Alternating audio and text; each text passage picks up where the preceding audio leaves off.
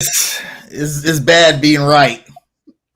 I trust me. The whole all Sunday afternoon, I was not looking forward to pat myself on the back for my pick. I was hoping so badly to be, or I just wanted to be wrong so much, and there was a glimpse of hope that I was gonna be wrong, and then it's all taken away. Kaza, at least you didn't book a hotel, fill up your car, spend money on a ticket. Expensive nowadays, yeah. It's very expensive nowadays, and go witness this in person. Could be worse, buddy. What can I say? We're masochists, I guess. Yeah, I had a good friend of mine tell me before I left, "Why are you going to do this to yourself?" And I have no answer. You had faith, like a lot of our fans did. I did not have faith, and we'll go into that. Welcome to another episode of Under Construction. I'm Kaiser Solse. To my right / left, depending on which way you're looking, Angry Black Fan Jamal Darby. Who back with a 4G connection. Yeah. We couldn't do the show yesterday because he was in Atlanta, where I guess maybe they knew he was a Panthers fan, so they was like jamming his signal, right, or whatever. Right. I don't know what was going on. Swagner, I completely agree with this. We'll talk about this in a minute. But yeah, the Carolina Panthers in the season opener fall 24-10 to the Atlanta Falcons. Now I picked them to lose 2017, but it didn't happen the way that I thought it would. And to be honest, that was a very winnable game. Absolutely. Even despite all of the mistakes, that was a very, very winnable game. And I don't see it with the negative lining that a lot of fans are seeing it with. But we'll get into that. Bryce Young, first game in the NFL. Opinions will vary wildly on how you think he did, but I cannot put this loss on him, although he did throw 2 interceptions. One of them was just rookie shit. He got baited by an outstanding defensive player. The Falcons went out, spent a lot of money on their defense, and it paid dividends yesterday. He got baited that first pick. The second pick, which the commentators were like, it's the same thing. It actually wasn't. It was more of a not a good throw, and Terrence Marshall Jr. really didn't run through the route like he was supposed to, and he ended up throwing it right to Jesse Bates, the third. And even after that interception, the Panthers were in a position to take the lead again. And I remember thinking, wow, if they score on this drive, they're probably going to win, because then the Falcons will kind of be forced to rely on Desmond Ridder. But Jesse Bates, the third, showed up again and punched one out for Miles Sanders, giving Atlanta a short field, which they capitalized on, and that was the story of the game. After that, the Falcons could just pin their ears back and come right after Bryce Young, which was unfortunate because I felt like the offensive line played a pretty good game. Jamal, you were there, live and direct, getting stuck on you by Falcons fans. Your thoughts? I want to steal a question you asked me before we actually went on the air. Why? How come we couldn't get Jesse Bates? Why? Like, who prioritized Von Bell over Jesse Bates? I want to. Who made that decision? Anyway, enough of that, man. This is not me bragging. I'm telling y'all this for a reason. I had a really good seat in the suite. It was bad though. I lied. I'm gonna brag a little bit. That suite was badass, man. We had the wings and the taco dip. It was luxurious. Right. Anyway, the real reason I'm telling y'all this is because I had a very good view of the field. Why am I saying this? Because, of course, like a lot of people, I was closely evaluating Bryce Young and how he was going to perform. Right. His reads, where he was going to throw the ball, et cetera, et cetera. The Jesse Bates interceptions, rookie mistakes, rookie stuff. He's staring down Hayden Hurst. A player and a veteran like Jesse Bates knew where he was going with the football. Yeah. He even baited him into that second throw. All right. So that's going to happen. But here's what I really want to talk about. What I noticed, man, our skill positions were not getting open. I saw it. I saw it clear as day, y'all. Though the Atlanta DBs were all over our receivers like white on rice, man. There was no separation being done by our receivers.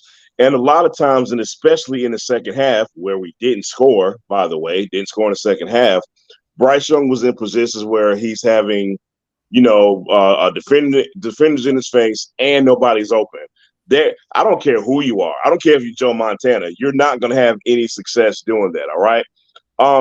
As far as the overall, I don't know, observation of Bryce Young, I thought he did just fine. There was nothing that told me that he can't play in the NFL. I know the detractors and the naysayers are going to kind of complain, but you got to understand this is a rookie quarterback. This is going to happen. Guys like Jesse Bates, who's been an All-Pro in this league, one of the best safeties in this league. I'm not going to sit here and just get on Bryce Young for throwing 2 picks against that guy. Okay. So overall, man, I thought Bryce Young did a good job, but the Panthers' skill positions, they left a lot to be desired for me Sunday, man, and I saw it firsthand.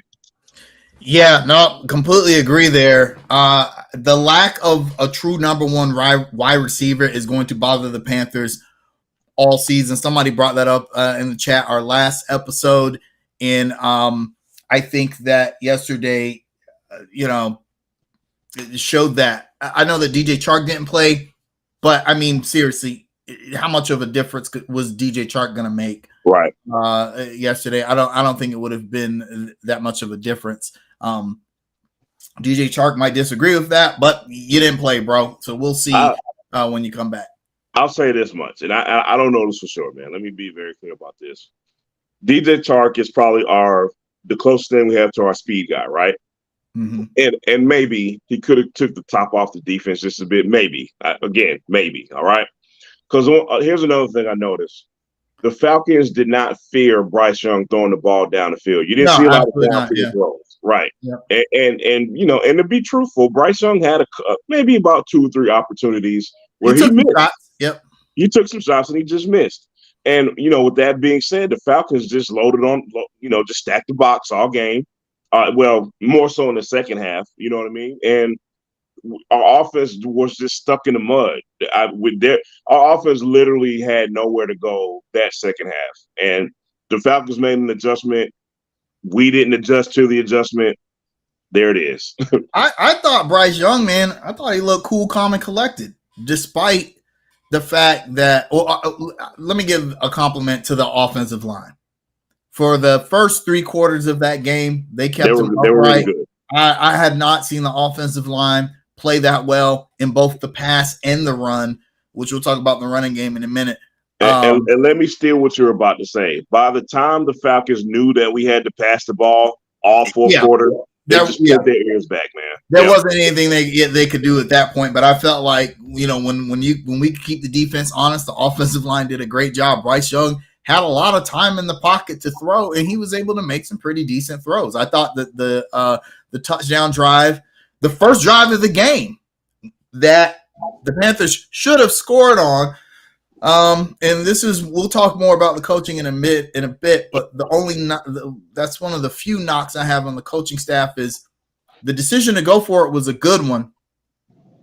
The play call was bad. Running Chuba Hubbard up the middle on 4th and 1. Wait, time out. Was that not Raheem Blackshear that ran that ball? Because I could have Raheem Blackshear? Maybe you're right. No, you're right. I think it was, man. I don't care if it's Emmitt Smith. Dude, it could have been Jerome Bettis, and they were not scoring that play, man. Right. I felt like you got to do something a little more creative on that 4th and 1 you're going for it on the road. 4th and 1. I agree with the decision to go for it. You had a lot of momentum. First drive of your first drive of the game. You score there, boy, you really set the tone. Bryce Young was looking good. Everyone was looking sharp. Well, now you come away with nothing in the red zone. Yeah. And, so I just feel like offensively, I'm not worried about the Panthers offensively. And to bring up the point Swagner brought up at the very beginning, Without those 3 turnovers, they probably win that game. Hell, without the Miles Sanders fumble, they probably win that game. Yeah. The Panthers looked like they weren't going to have any problems in that drive. The Panthers actually had more yards, had more rushing yards than the Falcons, more passing yards than the Falcons, more first downs, more plays run, and dominated the time of possession by almost 10 minutes. If I told you that the Panthers are going to come out and do that on the road, you'd say, "Oh, well, they're going to win." But you can't give up the ball 3 times and not get anything back, right? And then allow 17 points off turnovers and win in the NFL. It's impossible. You can't. It's impossible. And even with that, and look at the Miles Sanders fumble. Look at that drive. I mean, that was a positive drive happening. That was positive momentum that got killed by that fumble. And more importantly, the Falcons go score a touchdown after that play. So on the next drive, I should say. But I mean, those turnovers directly led to us losing that game. It's that but here's the thing, and here's why Panthers fans can't get too down on that. We got a rookie quarterback. He's going to throw interceptions his first season, y'all. And I know he did not throw a lot in college, and I don't expect him to have like Peyton Manning's rookie season. He threw like 24 interceptions or something like that.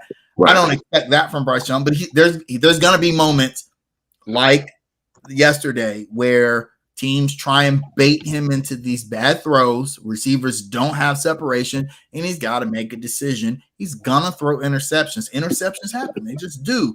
I'm not gonna put the loss on him for doing what we expected a rookie to do, particularly when he had some bright spots. Absolutely. You got to clean up I feel like that fumble was more damaging than either of the 2 interceptions was. There's no excuse for Miles Sanders to fumble the ball. Running backs fumble. Sometimes they do, but that was a big one. Yeah. And I mean, not to be Captain Obvious, man, but it's more important because you tie the game on that drive if you score. And that changes the entire projection of that game, man. And I mean, we're talking about a 14-point turnaround. We lost by 14. I mean, that signifies the the significance of that fumble. So, and also I felt like the defense is going to get a lot of shit because they gave up 24 points. But again, we kept giving Atlanta a short field. They got 2 short fields from interceptions, and they were able to score 17 points off those turnovers. The defense really didn't have a chance. I thought it looked good at the beginning of the game. As it was said in the chat, the Falcons did not trust Desmond Ridder to throw the ball. Right. They were not going to let him throw anything past 5 or 6 yards, even if it was there, until it got to the point where, okay, now the Panthers have to, they really have to oversell on the run because they're down 14 points and they could air it out a little bit. But let me ask you that. But what did you specifically think about the defense against the run? Because I thought that definitely could have been better. Oh no, yeah. Bijan Robinson is going to be a special player in the NFL. Let me say that first of all. But that was the biggest weakness of the defense for the past 2 seasons was the run defense, and we had said last episode going into a 3-4 where your linebackers are essentially your run defense, and we weren't sure you had the personnel. I think that showed itself yesterday. The Panthers have the personnel to disrupt the quarterback and play good coverage in the 3-4, but the run game or the run defense is going to be problematic. I felt like interestingly enough, the Panthers signed Deion Jones back to the practice squad today, by the way. No surprise. No surprises there. You got to think coaching staff is looking at that like, look, we can't get, really though. I felt like they should have stacked the box and dared Desmond Ridder to beat you. And I don't think they did that at any point. They were playing too honest. Sell out on the run. Okay, if you get beat by Robinson because he's that good of a guy, good of a player, him and Algier, then fine. So be it. Yeah. So be it. But don't, make Desmond Ridder beat you. Yeah. And And not only that, man. But if you're gonna stack the box, go all the way. Like throw some blitzes in there, man. Put some heat on Ritter. I'm wondering, I thought they were able to get some good pressure on Ritter when he did drop back. Oh, by the way, pay Brian Burns. I don't. Hey, whatever he want. Boop, boop. Yeah, just back the truck up. Buddy. Back it up. Back up. I mean, that first Falcons drive, Brian Burns was all over that. I mean, he was all over the field until he got to the point where he essentially got taken out of the game because we really couldn't rush the passer that much. But I'm not, the only thing that worries me about the defense, and let me scroll up here. It's time to have a serious conversation about J.C. Horn. Is it? Oh, yeah, it is. It is. Yeah. So, Yep, it is. I remember a lot of people were mad at the J.C. Horn pick because there were players that you could arguably say were better, right? Yeah. Michael Parsons. Michael Parsons was the big one. That's who we thought the Panthers were going to get, actually. We were like, hey, man, Michael Parsons. Need to get that guy. Yeah, Luke Kuechly. We were completely right, by the way. Right. But go ahead, sir. But the J.C. Horn pick, we defended because J.C. Horn it was a good pick. He's a good player. I mean, he's still a good player. Yeah, he's got the potential to be a shutdown corner in the NFL, but he can't stay healthy. Can't stay healthy. When you see players with continuous non-contact injuries, that's not good. I think about all his major injuries have been non-contact. The broken foot. I mean, he was just backpedaling, broke his foot. I mean, now he's got a pulled hamstring. Chasing after a receiver, that's not good. And with our defense, you have to be reliant on a guy like JC. We can't have CJ Henderson back there. By the way, who once Atlanta was like, oh man, CJ Henderson's in. What am I doing? Desmond Ritter, that guy right there. Where's CJ at? We're throwing over there. A terrible pass and double coverage. I saw that. Yeah. But I mean, you got CJ Henderson covering. It was Kyle Pitts just threw him out the way, literally, just like, man, get out the way. Let me get this ball. So yeah, I don't know if on the Panthers. Here's the thing: you just can't bail on J.C. Horn, right? I mean, you've made an investment in him. What do you do? I mean, I guess you just answered the question. Can't bail on him yet, but I mean, if we continue this into year 3 and year 4, then you got to really evaluate what you're going to do with the guy. You know what I mean? It's tough to say, man, because at the end of the day, J.C. Horn is still a very good talent, man, and he's such a difference maker. I'll even take it that far. J.C. Horn is a difference maker, especially for this Carolina Panthers football team. It's the difference between C.J. Henderson being your number 2 versus your slot corner. That's a big enough difference right there. So it's so tough to say, man. The only thing I can say is we can just hope for the best. Hopefully this medical staff can get him straight. I don't have the answer to that question, man. I don't know, man. It's the NFL, and you know what I'm about to say. Not for long. Yep, not for long. Players with injury histories, that's like Chris said, 5th-year option comes up. If I'm the Panthers, I'm even if he was completely healthy, I'm not sure if I pick that up. I'm not saying you're wrong, but it's such a waste, man. It is. But I think what I thought about yesterday when he got injured is Jeff Otah. Yeah. Jeff Otah was an incredible offensive lineman. Who they traded up to get, by the way. Yeah, yes. And a lot of people gave Hurney shit for that pick, but Jeff Otah was a monster. I mean, he was. But make sure you put an asterisk. When he played and when he wanted to play, he was very good. But he couldn't stay healthy. However, if you were a young man in Charlotte going out every weekend like I was, you would see him and Sean May around town a whole lot, buddy. Probably getting some Bojangles on the late night. Bojangles ruins many athletes' career here in Charlotte. So. Ask Al Jefferson, Oh boy. Rookies don't go to Bojangles. Let me ask you, what you think about the coaching? This all-star coaching staff. I'm glad, man. I'm not even being sarcastic. I'm very glad you asked that question because I got some heat for him. I'm not gonna lie, man. I got Okay. some heat. I got some heat for this coaching staff this week, man. All right. Dude, with the expectations we have for this staff, right? With all the experience on this staff, right? I'm sorry. The expectations, they're high and they deserve to be high. And for this team to look so unprepared in spots, they got to get some heat, man. I'm sorry. Sorry. A lot of this coaching stuff I was not a fan of. The play call on the fourth down, which you already talked about. What in the world was that? That was a bad play call. Yeah.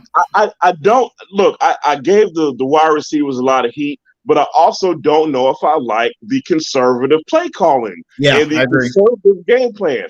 Listen, I know what people are gonna say. Man, you got a rookie quarterback. You can't just throw him into the fire. Blah blah blah blah.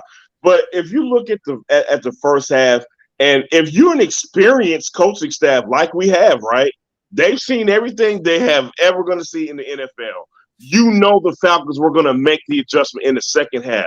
I just did not see a big enough adjustment in the second half for us to be successful. They got to get some heat for that, man. Okay, so I'll agree with that. But I'll say this. I said this to someone on Facebook. Steve Wilkes would have lost that game yesterday as well.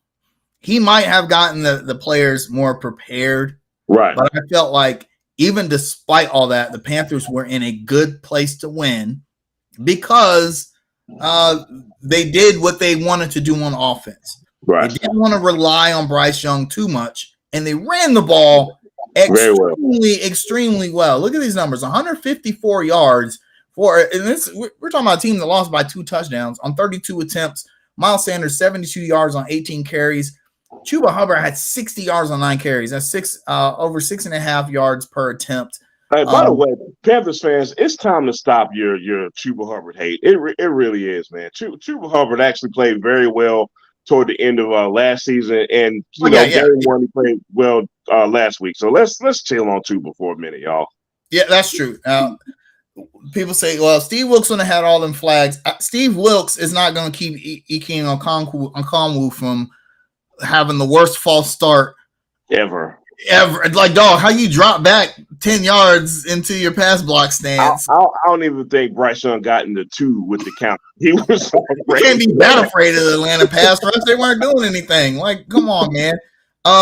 There was a 12 men on field. That was pretty bad. I always feel like that's on the coach. 12 men on field is always on the coach. Yeah, no doubt. You should know how many guys just in. I don't know. Sometimes guys are gonna think that they're in a specific set and they go out, but you got to know, hey, no, what are you doing? You're not in that set. Come back out here. So there were a few missteps there as far as preparedness. Right. But I felt like as far as game plan, the Panthers were fine. You're right. There were no real adjustments in the second half, but I think you got to realize when you're winning, it's hard to make adjustments. The Panthers were up 10-7, were outgaining despite throwing 2 interceptions. We're leading in every offensive category in the game: rushing yards, passing yards, time of possession.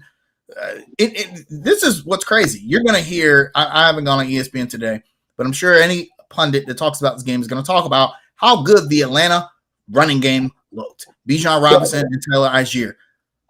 Those 2 guys still got outrushed by Miles Sanders and Chuba Hubbard. And Atlanta had a whole half a quarter of garbage time to run. So I think that the Panthers thought, okay, we just keep pounding the rock, letting Bryce dink and dunk, and then we play sound defense. We keep the ball, or make it so where Ritter is scared to throw, which he was in the first half. We're gonna win. Right.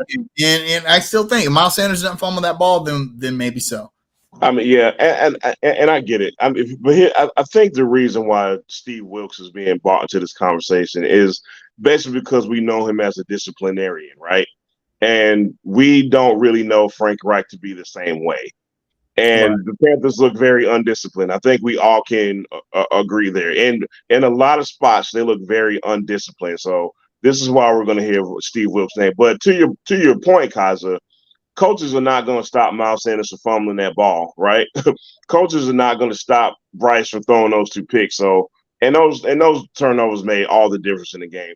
However, with that being said, I do want to see a more disciplined team next week, and I do want to see a team that's a little more ready to play as well. So we'll see. I expect that. We saw that in the preseason. Remember the first preseason game where it looked like the Panthers were just sleepwalking and they came out and played a better game against the Giants?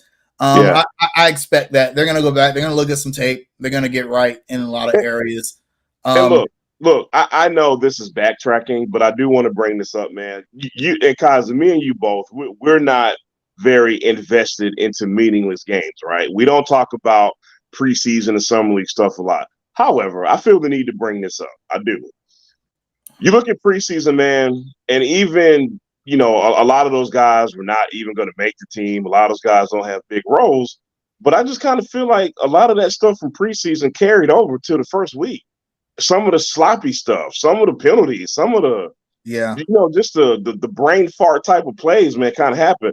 The only thing I will say that was significantly improved was the offensive line, but everything else kind of led me to say, did some of these guys need to play with each other a little more in the preseason? Well, we said this last episode, bring back the 4th preseason game.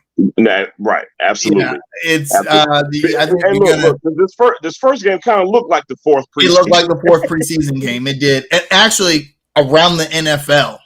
Yeah, right. Absolutely. I don't think Cincinnati is near that bad, and I don't even think the Giants are that bad. Come on, y'all. Absolutely. Y'all got dropped by. At least we didn't get beat by the Cowboys by 40.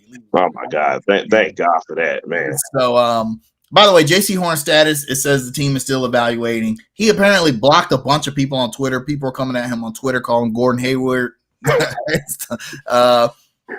Fans, come on, y'all. But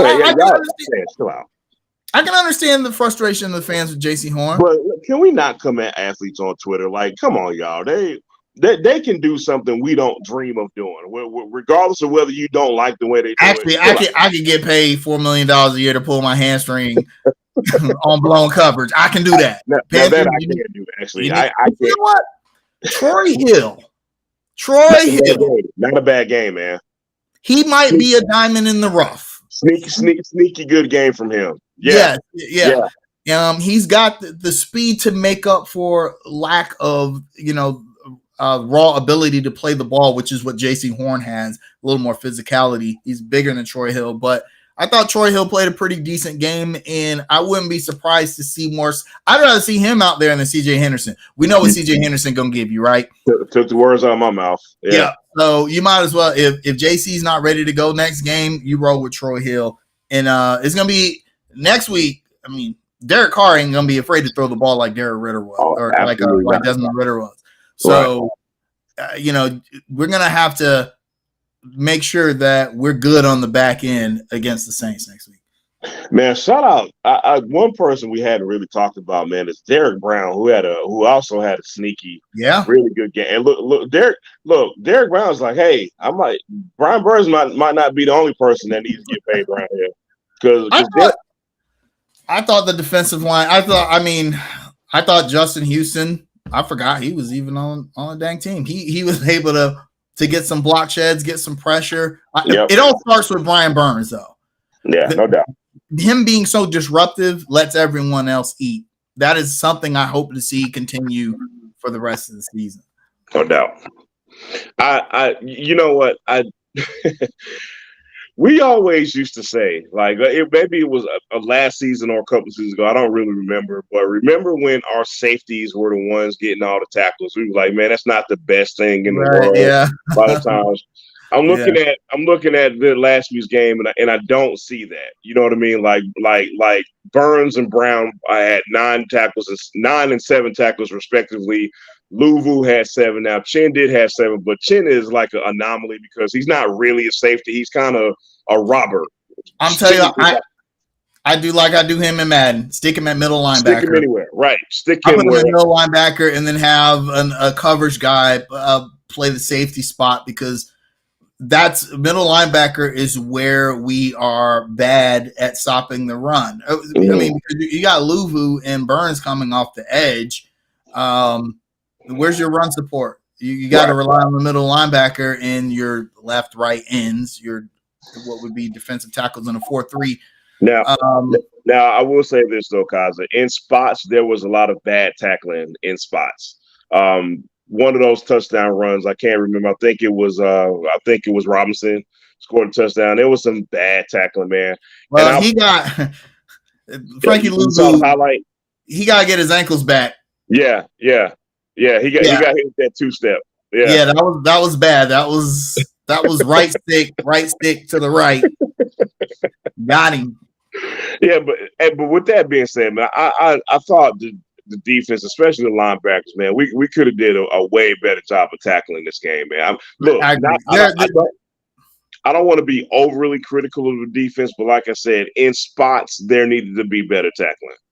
Yeah, I mean, even though we outrushed the Falcons, I mean, we still gave up 130 yards on the ground.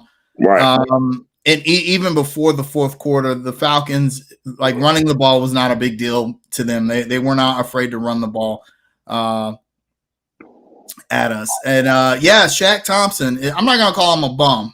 I mean, he's our middle linebacker, but he's not. He was supposed to be the next Thomas Davis, and I get that's I get that's lofty. Yeah, but very. As good as Thomas Davis was like elite tier for like this. You know what I'm saying? He was a very, very good NFL linebacker. He wasn't Luke Kuechly, or he wasn't even Levante David or Bobby Wagner, right? So asking Shaq Thompson to just be a very good NFL linebacker, I don't think is too big of an ask. Yeah. For Shaq Thompson, and we're not getting that from him. Yeah, like I told you before we got on, man. Like we were making jokes. He almost wasn't a Panther this season, so he may be on very thin ice this season if we don't get what we need from him this season. I mean, not want, but we actually need Shaq Thompson to be not just the vocal leader. Now, but we need him to be fair, the 3-4 defense is going to be a lot of playing middle linebacker in the 3-4 is a lot tougher than in the 4-3 because your outside linebackers, right? They're pass rushers now, or they might drop back in the covers, but normally getting back to the quarterback, you are responsible for almost damn near the entire middle of the field in a 3-4.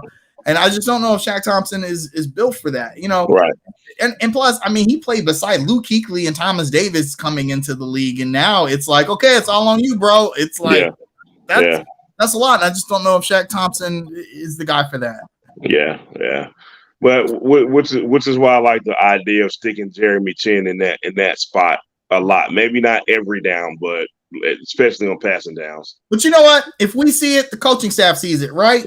Right. Our all-star coaching staff. All-star coaching staff is supposed to see it. Yeah.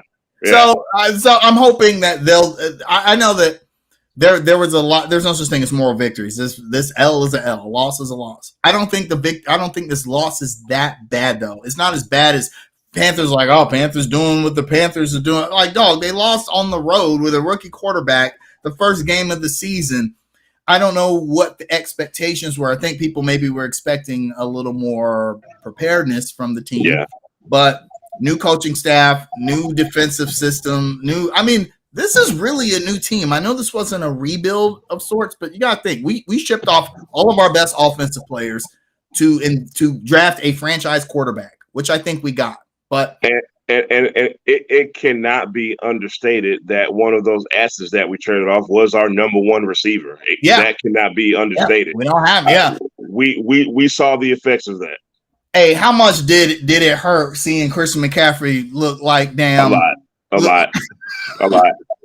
Listen, so I'm sitting up in this badass suite, and I'm looking at scores around the league, and they're showing the highlights, and I'm seeing Chris McCaffrey look like a damn video game. I'm just like, God, this is just Charlotte sports all over again, man. My God. But here's the thing: you can build around Bryce Young.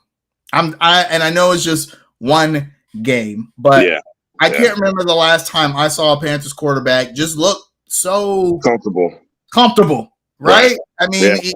He just looked like he's all right, shook it off, and we on to the next play. And you can tell the players respond to him. Like, he is the leader of the offense. Yeah. So that's something the Panthers can build off of. Speaking of offense, who's your offensive MVP? Ooh, I'm gonna go Miles Sanders. Even though he had a critical fumble, I'm still gonna go with Miles Sanders. I think he set the tone for the running game. I think he was the most effective weapon we had. So I'll go with Miles Sanders. Even though the numbers won't show this, I'm gonna go Hayden Hurst. Because he made things easy for Bryce Young.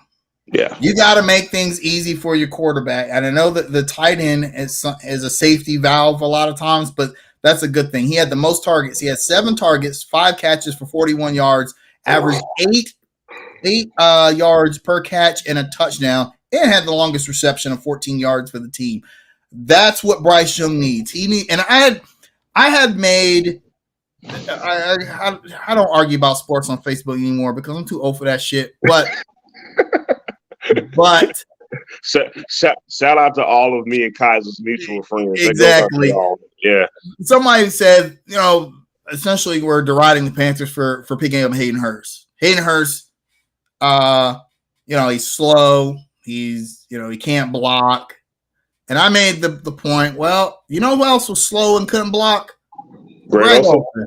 Yep. Now, I'm not saying that, and I wasn't saying that Hayden Hurst was Greg Olsen. The point that I was trying to make was that those attributes in a tight end aren't necessary in today's NFL. You got to be able to run routes and catch. If you can do that as a tight end, you'll never go hungry. And no one else could get open except Hayden Hurst. Hayden Hurst was able to get open. Bryce he was the most consistent guy to get open. Exactly. Yeah. He was able to catch, and I'd like to see them use more of him moving forward. I mean, come on. When was the last time we threw to a tight end? Right. And you just made me think about something, man. Quick shout at Terrace Marshall. It's time for you to get it together, buddy. Like we're coming up on a time with Terrace Marshall's like, all right, we're going to make a decision whether you're going to be on this football team or not, man. And Marshall showed me nothing Sunday. I mean, a bunch of nothing. Yeah. But running the wrong routes and getting locked up, man. And that's kind of not acceptable from him right now. I still feel like if he had drove a little bit more on that route, on that second pick that Bryce threw, that's what Bryce Young was expecting him to do. Like I said, the commentators kept saying that was the same. It was not the same play. He didn't stare down Terrace Marshall. He went through his progressions and saw that he was going to come open on the end route. And so he threw it where Terrace Marshall should have been. Also, there was a deep ball that Terrace Marshall, he would have still been running now, but he lost the ball in the air and slowed up and wasn't able to get – come on, dog. You're an NFL wide receiver. You can't lose the ball in the air. I know that Mercedes-Benz Dome is very nice. It's very nice. It's nice. Yeah. It's nice. But it can't be taken in the sights. There, we need more from Terrace Marshall. But Hayden Hurst is my offensive MVP. Defensive MVP, come on. I mean, do we even need to? Hey man, I'm going Derek Brown. Okay. I'm being oppositional this week. I'm going Derek Brown. I'll tell you one reason why I go Derek Brown, because I think, man, it's for this particular defense, especially with maybe projected linebacker struggles. Hopefully not, but maybe so. I think winning those battles up front are going to be that much more important this season. Yes. And Derek Brown won all those battles, man. And he had 2 tackles for loss, and I think that's being lost in translation, man. So that's true. And he led the team in tackles. He led the team in tackles. Tackles for loss. Absolutely true. Especially, and we were worried about, man, moving to a 3-4. Where is Derek Brown going to? Because your nose tackle. Question went to 3-4, right? Right. Yeah. You're going to play nose tackle or right end, which he did a little bit of both yesterday. But we were worried that it was going to stunt his effectiveness, and it didn't seem to. Didn't do it week 1, so good pick. I'll go the other way. The obvious pick, Brian Burns, because I felt like it just starts with him. I'll say this. Yesterday, he looked like he was trying to get that money. Yeah. Like he saw that Nick Bosa deal and was like, okay, I'm gonna show y'all, because nobody on the Atlanta offensive line could do anything with him. Right. And this is that ascension for him, and I hope the Panthers pay him because I think you can build around Brian Burns on the defense, your defensive anchor, and then Bryce Young as your offensive guy. Panthers can build around that. Kaza, I want to surprise you, and I want to inject like a subject that has to do with the Falcons and the Panthers, but it's not really football related. All right, hit me. I want to share my experience at the Mercedes-Benz Dome with y'all. Okay. Before you do, hold on. Yep. Picks next week. Yeah, we gotta get the picks. My apologies, man. Man, honestly, dude, I wasn't impressed by week one. I understand it's a process. I understand it's going to be a very up and down season. I'm picking us to lose next week, unfortunately, man. I just think the Saints can score more than it's very simple. The Saints are going to have an easier time scoring than the Panthers are. That's my simple analysis for next week's game. I'm going to go 28-17 Saints next week, unfortunately. So I did say last week, even though I picked the Falcons to win, I said if it was a home game, the Panthers I'd pick them to win. And I do think if we played at home, they would have played better and probably would have won. I think the preparedness would have been different. The crowd noise actually in Atlanta obviously affected the team. They wouldn't get that.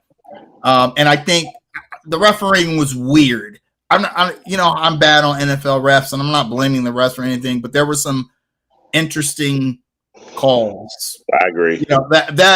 And really that was just a bad break with the horse collar tackle that ended up giving us the ball on the 1 yard line. On the 1 yard line. I still don't understand that one. But here's the thing is the rule is correct. You have offsetting penalties by rule. Wherever the ball is played, that's where it was. The issue is not the rule. The issue is that blocking someone out of bounds is a personal foul. Right. That's what the issue is. Because if it had been a hold or something like that, well, a horse collar tackle overrides a hold, so you apply that penalty. But instead, blocking someone out of bounds is also a 15-yard personal foul. So the two personal fouls offset each other, and the ball is played. Here's a question nobody asked. Why the hell are you returning that ball in the first place? Let it bounce, man. Let it bounce, yeah. But yeah.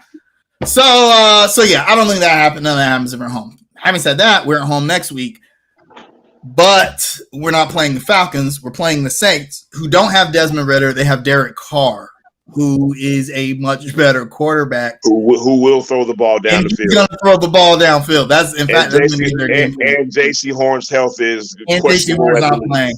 And right. Even though I think Troy Hill can be a really good player, I don't think they're going to have an answer. The Panthers are going to have a really tough time on the back end. They're going to have to rely on getting pressure on Derek Carr, and I don't think that game plan is good for them. I expect a better game out of Bryce Young, and I expect the run game to do well again next week, but I don't think it's going to be enough. Yeah. I'm picking the Saints 24-17. In fact, I think the Panthers, they might start the season 0-4, dog. Yeah, I looked at that schedule. It's not looking good, man. Yeah, Falcons, Saints, Seahawks, Vikings, and then we gotta go to Detroit to play the Lions, and this ain't your father's Lions. They beat. I was gonna say, remember that game used to be a give me game. Yeah, not anymore. I mean, they beat Kansas City and they beat us in the preseason. I know it was just preseason, but the Lions did not look terrible in the preseason. Dude. And then after that, I think the Texans might be the first game where I say, okay, yeah, we're gonna win that game, and then maybe then we play the Colts after that. But yeah, this is a rough beginning schedule, but this is. I'll say this, and I don't want to jump ahead too much, man. I actually think the Seahawks is a winnable game at this point. And y'all, it's so early. It is so. That's true. True. Let's be very clear about this, man. And we're going to revisit this from week to week. But right now, if I had to just jump ahead just a little bit, man, I'm still picking us to lose New Orleans, unfortunately. I think we could get the Seahawks in week 3, but we'll see, man. We'll talk about that more later. All right. Tell us about your experience. Let me tell you all about my experience. So this is the second time I visited this stadium. The first time I wanted to go see Florida State versus Alabama back in 2017, I believe. Yeah, I think so. But second time, I'm in Mercedes-Benz Stadium, man. As much as I despise this franchise, as much as I despise Falcons fans, what's going on, Pilar? That damn stadium is bad, brother. That's a badass stadium, man. And I'm just walking around, Kaz, and I'm looking at this big screen, which is a camera. And like when you walk by the camera, it like puts Falcons gear on the fans. It's pretty damn cool, man. The concessions were like stupid cheap. You don't have to pay $58 for a burger, fries, and a beer. You know what I mean? All these are reasonably priced, but that's not what I'm getting at. Let me say this, man, and I say this with I love Charlotte. We love our city, right? We love our team. Charlotte got a long way to go to catch up with the Falcons in-game presentation. Let me tell you what these jokers did, man. First of all, now let me explain this. I know Atlanta has access to celebrities that Charlotte does not. Okay? There's so much Atlanta culture and there's so much Atlanta hip-hop within that city. So when they're doing their little intro videos, man, they got Migos and Young Jeezy, right, and just everybody on it, and Deion Sanders, all these guys on their quote unquote intro videos, and they got the Atlanta music playing during the intros. You understand what I'm saying? But that's not what got me, Kaza. All of that is cool. That's not even what got me. During the timeout, Young Jeezy performed during the timeout, not halftime, not the halftime show. Not the opening show, not on the outside stage, during a timeout. Now, this is weird coming from me, being that I don't even like that kind of rap or hip hop or whatever. But just the fact that you could get somebody of that caliber to do something during a timeout. Right. Yeah. It's like, why doesn't Charlotte's in-game experience come close to this? Because it doesn't come close, man. And I want our in-game experience to be so much better than what it. Look, a few years ago, the Panthers players were complaining that that we were playing damn Taylor Swift during the intros or something crazy like that, man. Panthers marketing team, get your stuff together, y'all, because the in-game experience is severely lacking. Severely. Well, I guess gone are the days where the Falcons have to pump crowd noise into the stadium. Right. Somebody this time, buddy. Yeah. Yeah, you know, the Panthers have, you know, every NFL team is very representative of their city. Yeah, absolutely. And the Panthers are representative of Charlotte. Charlotte is the culture is that we have no culture. No. Let me say something controversial. The Panthers have been representatives of South Charlotte. Let's be clear about that. They have always catered to South Park. The Panthers don't care about West Charlotte and Hidden Valley and Rossell's Ferry. They don't care about it. They care about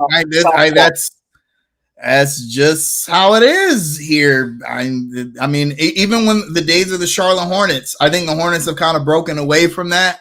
Right. That's actually one of the good things that Michael Jordan did do during his tenure. We kind of get they used to call us the cheese and wine crowd, right? You know, when we first came into the NBA because we didn't know how to act, right? Hey, so, how crazy is that? How crazy is it that the Hornets have less of a wine and cheese crowd than the Panthers do? Like, think about that. That's kind weird, of I don't know. You know, Atlanta's always had, because they're Atlanta.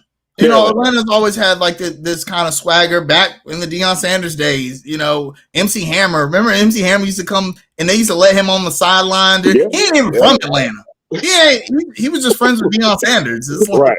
What the hell is MC Hammer doing here? You know, we're not going to get that in Charlotte. But I will say this. So I went to a preseason game. I went to the Lions preseason game. And I didn't go to any games I haven't been in any games the last 2 seasons. So this is Mm-hmm. my first time in Bank of America Stadium in a while, almost 3 years. Mm-hmm. And I'm looking around. I'm like, you know what? I think it is time for a new stadium. It's time. It's time, man. I think it's time. And it's still a nice NFL stadium, but You're right. It's time. And I know the renovations they did to it look nice. You know, finally there's an escalators for if you're on the 500 level. They got the big LED marquees out front. Those look nice, but I think it's time for an image overhaul for the stadium. Pick up those giant Panther statues, move them over to Pipe and Foundry, whatever. Just build the new shit. You know, my Madden franchise. You know, the first thing I did was I built them a new stadium. I mean, but dude, when you go see somebody else's new toys, you want you're like, hey, nice. You know what? The only thing the Falcons did was they went to the Super Bowl and then blew a 28-3 lead. But then they got the next year they got a new stadium. Meanwhile, the Panthers had our most successful season the year before that, and it was like we got new LED lights. That's LED lights and an escalator. Yeah, that's what we get, buddy. Yeah. No, and look, man, I know we can open up a whole new can of worms and have a whole show about getting a new stadium, man. But at the end of the day, it's time. It's time for us to catch up to some of these other cities. I'll say that. I mean, with Tepper at the helm, that's going to be tough because he doesn't want to pay for a stadium. He wants the city to pay for it, and that's going to be a tough sell to the citizens of Charlotte, who are always lukewarm on our professional sports teams. They all unless we going 15-1. Fans don't want to hear about a new stadium. Right. So it's gonna be a long wait, Panthers fan. Look, man, I maybe I'm speaking solely for myself. I don't know this, but I think if fans were to go see some of these new toys, and okay, let me fix my statement. I think if there are fans like us who are already invested with our teams, win, lose, or tie, right?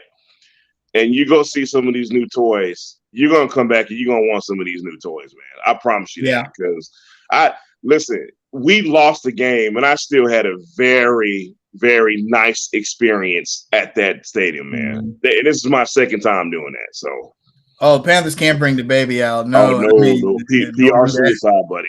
No. I like Chris's comment. The Panthers did set the standard back in the day. When Bank of America Stadium was built, people were like, wow. I mean, right. Huge. It was, 28 years ago.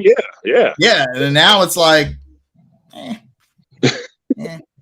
Yeah, we need J. Cole needs to. I thought he was handling free agency for the Hornets, right? That's what the fans told me. He don't have time for the Panthers. He got to call Chris. He got to call Chris Paul, and Kevin Durant. He got time for us. J. Cole. Boy, I cannot wait till Hornet season starts. Don't get me started because oh boy, man, listen, it is redemption time around here when it comes to the Hornets, man. Real quick, I know we this is not the Hornet show per se, but a couple of weeks into preseason, it'll be here before you know it. Yeah, and 3 weeks. Yeah, and it'll be the most wonderful time of the year for me, man. I love when both football and basketball going at the same time. So I guess that's a good way to go into our shout outs and shout outs. I think we both have the same shout out and shout out on the back end because they're related. But my first shout out is Team USA basketball. Well, y'all, let me stop. I was going to say something. Now, I'm going to be fair to the players. Team USA basketball, are you serious about competing globally in these events? Because clearly you're not. Because you didn't send your best players. Other countries send their best players, which are now NBA players. You cannot send over the guys that you send over and then have Anthony Edwards coming off the bench. And here's the thing. As good as Anthony Edwards is and is going to be, you could have sent better players over there. No. Way better than Anthony Edwards over there, right? And he was the best player we had over there. No. How dare Team USA try to sell me on Austin Reeves? If y'all don't get the hell out my face, Stop it. They weren't serious about what the players wanted to win, but we didn't go over there. And we do this all the time. Ever since 1992. Okay, we sent the best players like in the history of the world there. We dominated. And then the Dream Team 2 was pretty good. They were the best players in the league at the time. And then we said, okay, we're done. And then we send over mid guys, even though we sent a young LeBron James and we sent, but we didn't send our best guys. And then we got theirs. So we were like, okay, we sending Kobe now.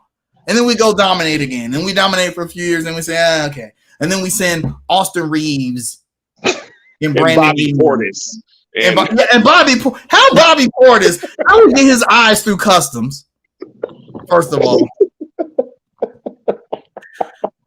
They didn't search him for drugs the second he stepped off the plane.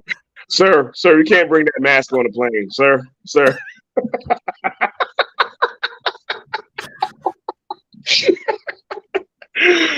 This is a good point by Chris. Don't the players have to want to go? But I don't think according to Shams just put out a tweet saying that now LeBron James is going to hit up Steph Curry. And they're like, okay, we're going over there now. Well, why don't y'all want to go? In the first place. That makes me think that maybe the NBA or Team USA Basketball, not the NBA, but the Team USA Basketball did not reach out to those players because maybe they thought they didn't need them to win. I don't know. And plus, what we're not talking about here is like this was not the actual Olympics. And I think the World Cup, and it's probably obviously a lot harder for Team USA to be invested in a regular FIBA international tournament than it is the Olympics. So that to me would make a little bit of sense, man. A little bit. Yeah, that's true. But it's weird that this came on the heels of the conversation about whether or not NBA world champions should be called world champions, and then don't get me wrong. The Denver Nuggets would roll any international team in a 7-game series, right? But this is just bad timing to lose like this on an international scale. So no doubt, man. Shout out to them.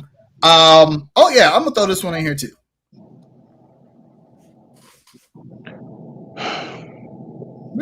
So only starters can act crazy on social media. Okay, that's the rule. That's the rule. We didn't make it up. We don't make the rules. I'll show it to you in the book. If you starting, you can. When Miles Bridges was making them crazy ass rap videos, we was like, well, he averaging 20 points a game. Hey, look, he can pop Percocets and Molly in songs. Right, yeah. Give us 20 a game. All right, we'll give him that. Remember when LaMelo Ball got caught smoking weed? Yep. Well, he was stressed. He is averaging 20 and 8. So yeah. Come on, man, he cool. Con Jones? Sir, no, sir. You might be in Greensboro for the 4th straight year. Your only TikTok videos need to be in the gym, buddy. Not whatever that was. Yes. Yeah. Show us some off-season footage, gym runs or something. Hey, show us some new dunks. That would have been better, man. So remember in our private chat, guys, I said, man, what did I tell you? I told you. I said, y'all, that's just Kai Jones being goofy. I have always told people that's a goofy kid, and I don't even mean that in a bad way. I really don't. Yeah, Chris, it was weird, but he's a weird, goofy kid. Maybe he shouldn't have fired his assistant. His assistant was in the Hornets group. He's actually a real cool guy. Yeah. Real cool guy. But he did let him go. Maybe lacking some guidance here. Yeah, he let that guy go, and now you come out with this. So maybe he don't have an assistant anymore. Maybe he was like, "Look, man, I need to cut back. You costing me money." So now you got a PR guy. Hey, Kaza, you remember? That guy Josh Primo that got cut by the Spurs? Yes. Somebody suggested that we go after Josh Primo. The jokes write themselves. I'm not even gonna get it. I'm gonna just let you think about that one. The jokes write themselves. Yeah. Yeah. Anyway, My shout at, just a continuous shout at goes to the Panthers marketing team. Y'all get it together. Our in-game experience is lacking so much. The matter of fact, the Hornets in-game experience is better than the Panthers in-game experience. Shout out. Do I have any shout outs, man? No, I really don't. Shout at Team USA as well. Just embarrassing. You couldn't even bring the bronze medal home. Are you serious? Come on, man. Shout out to New York Giants. That was pathetic. My goodness. Now we got to hear Cowboys fans all week. Oh, well, going to the Super Bowl. You know how to go. Final shout out to the Colorado Buffaloes. Y'all know I don't watch college football. But I watched that game. You watched that college shit, didn't you? Yep. And after what they did to TCU, which everyone wanted to downplay that. Well, maybe TCU wasn't as good as we thought. You know, they were only ranked 22nd. They were, national title run-up. Okay, all right, fair enough. But none of y'all picked Colorado to win, right? Nobody picked Colorado to beat TCU, right? And they beat them in a good game. Well, Nebraska defense ain't going da. So now people are like, Colorado, they stormed the field afterwards, and people are like, I can't believe they stormed the field for beating Nebraska on an unranked team. Why not? They sucked for 15 years. Who picked Colorado to beat Nebraska? Nobody. Show me who did. Seriously, nobody. Yes, even I was like, I didn't make an official pick, but even I was like, that's gonna be a tough game for Coach Prime. Nope. Last time easy work. Cause last time you talk, I said, man, I'm not gonna pretend like I follow either of these programs closely, man. You know what I mean? If somebody had mentioned to me like, Nebraska's defense is probably way better than TC, so I stayed away from it. I didn't pick anything because I didn't know. I don't know a lot about these programs, man. So with that being said, I doubt I'm the only one who felt like that. Yeah, man, let Colorado celebrate. They've been down for damn 3 decades. They won one game last season. Come on, man. One game. And now they've been the underdog 2 straight weeks, and they won. Oh, okay. Former Panthers fans did pick Colorado. Yeah, I mean, I didn't pick Colorado, but I was really rooting for them. We know that's an emotional pick. Let's not kid ourselves. And Matt Rule he's getting a lot of heat already. And it's funny. I don't know if you heard what Shedeur Sanders said after the game about Matt Rule, saying that it was personal.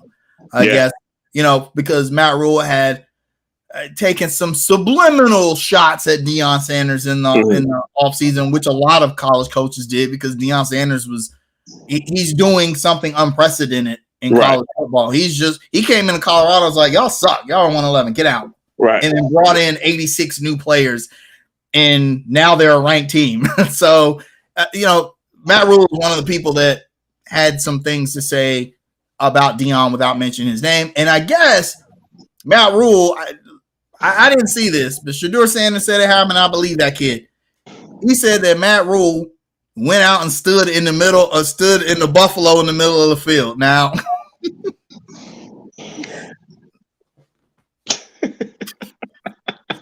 everybody knows, even if you don't play football, you don't go stand in the logo of the other team. Right. You do not do that unless you out there to shake hands or coin toss. You don't go out there, right? So he said it was personal, and now Matt Rule looking crazy, throwing his players under the bus, like per usual. Right? We've seen that movie before. Yep, he threw Jeff Sims under the bus, and it's like Jeff Sims the only reason he was even in the game, bro. God, how low is that? Now we're throwing kids under the bus, Matty. Really, dude? Yeah. Wow. Yeah. Wow. Just give Colorado their props. Did you see Swag's last comment? Hey, Nebraska just has to wait. It took Jay-Z 7 years, okay? Ooh, they just gotta wait. For those who did not see that last comment, man, he said Ethan Wagner said he is spraying snake oil on the logo. It's hilarious. I'm sorry. Hey, props to Coach Prime. I mean, I know that he got a lot of shit for leaving Jackson State. And that's I think that's that's a good topic for people to discuss because I can see both sides of that. Look, Dion is the national topic right now, man. It's hard to argue with that. Shout out to Dion. Someone made I think it was Nick Wright or somebody said, could Dion end up being the greatest sports story from a pure sports standpoint, sports story ever? I mean, you're talking about a guy who is elite in 2 sports. Like a lot of people forget how good of a baseball player he was. The guy hit like 560 in the World Series. Yeah, like come on, dude. Played an NFL game and then a baseball game. Yeah, right. I mean, so he's an elite 2-sport athlete. He's won and competed on the highest levels. He goes into coaching and completely, turns coaching college football on its head. It's dope. I'm riding with Coach Prime. No doubt. Look, man. I'm rooting for Coach Prime, but before we go, shout out to the number 4 ranked Florida State Seminoles. We're back, bitches. Hey, they're back. Yeah. Had to stick that in. Shout out to Rodney. Boy, Duke. I can't believe Duke. I don't even follow college football like that, and even I know Duke trash. So. All right, man, we're gonna get out of here. I do want to watch this Jets and Bills game. I think that'll be. I'm gonna play some Madden. I'm gonna beat the. I think I gotta play the Super Bowl against the Raiders. So that's what's up, man. I'm gonna win this one for y'all, Panthers. Y'all take care. We see y'all next week. Peace, y'all. Thank y'all.